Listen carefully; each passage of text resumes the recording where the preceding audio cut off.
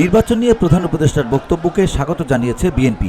সকালে মহান বিজয় দিবস উপলক্ষে ঢাকা মহানগর উত্তর ও দক্ষিণ বিএনপি আয়োজিত দলটির প্রতিষ্ঠাতা শহীদ রাষ্ট্রপতি জিয়াউর রহমানের সমাধিতে পুষ্পস্তবক অর্পণ, ফাতেহা পাঠ ও মোনাজাত শেষে প্রধান উপদেষ্টার বক্তব্যকে দলের পক্ষে স্বাগত জানান মির্জা আব্বাস। এই দেশের মানুষ স্বৈরাচার মুক্ত হয়েছে। এই দেশের মানুষ চায় এক স্বৈরাচার মুক্ত হয়ে আমরা যেন আরো কোনো স্বৈরাচারের হাতে না পড়ে যাই। এ সময় তিনি বলেন, ফ্যাসিস্ট হাসিনার পতনের পর জনগণের চাওয়া একটি সুষ্ঠু নির্বাচন এবং গণতান্ত্রিক সরকার প্রতিষ্ঠা। তাই অতি দ্রুত সংস্কার কাজ সম্পন্ন করে নির্বাচনের মাধ্যমে জনগণকে একটি গণতান্ত্রিক সরকার উপহার দেওয়ারও আহ্বান জানান এই বিএনপি নেতা। এই দেশের মানুষ ভোটের অধিকার চায়।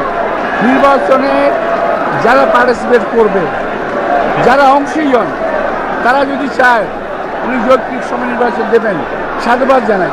আমরা আশা করছি এই সরকার দ্রুততম সময়ে জনগণের ভোটের অধিকার ভিওডি বাংলা নিউজ ডেস্ক।